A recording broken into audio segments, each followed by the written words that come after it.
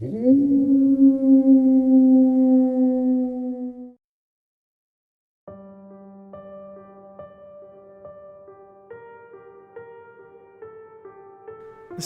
do any of you remember those Mickey Mouse cartoons from the 1930s?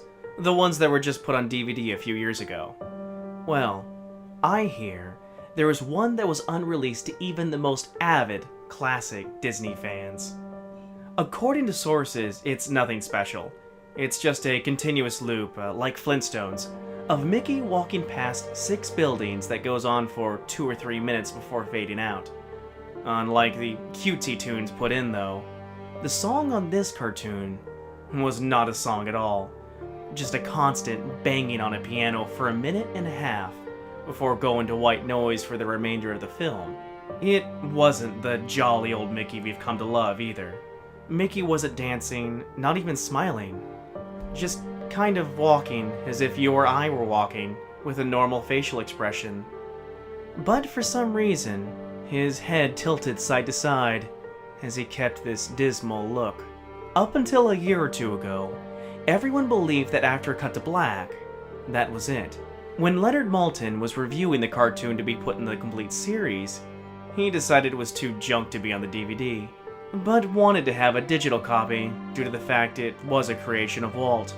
When he had a digitized version up on his computer to look at the file, he noticed something. The cartoon was actually 9 minutes and 4 seconds long. Now this is what my source emailed to me in full.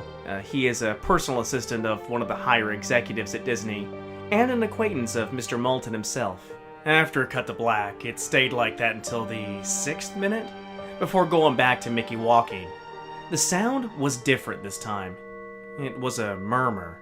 It wasn't a language, but more like a gurgled cry, as the noise got more indistinguishable and louder over the next minute. The picture began to get weird. The sidewalk started to go in directions that seemed impossible based on the physics of Mickey's walking, and the dismal face of the mouse was slowly curling into a smirk. On the 7th minute, the murmur turned into a blood-curdling scream, the kind of scream painful to hear, and the picture was getting more obscure.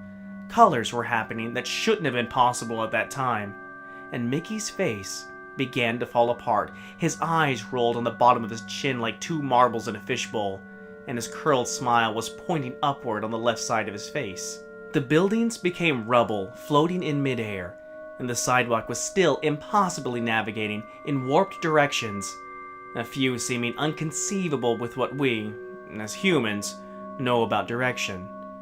Mr. Maltin got disturbed and left the room, sending in an employee to finish the video and take notes of everything happening up until the last second, and afterward immediately store the disc of the cartoon into the vault. This distorted screaming lasted until 8 minutes and a few seconds in, and then it abruptly cuts to the Mickey Mouse face at the end of the credits of every video, with what sounded like a broken music box playing in the background. This happens for about 30 seconds, and whatever was in that remaining 30 seconds, I haven't been able to get a sliver of information about. From a security guard working under me who was making rounds outside of that room, I was told that after the last frame, the employee stumbled out of the room with pale skin saying, "Real suffering is not known," 7 times before speedily taking the guard's pistol and offing himself on the spot. The thing I could get out of Leonard Maltin was that the last frame was a piece of Russian text that roughly said, "The sights of hell bring its viewers back in."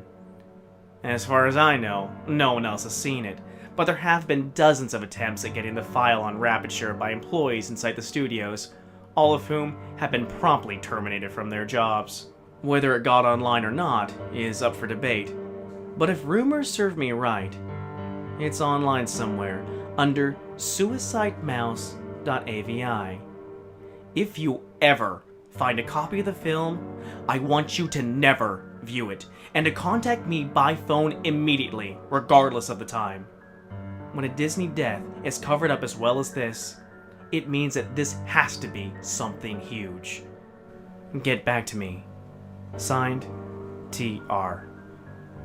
I've yet to find a copy of this, but it is out there. I know it.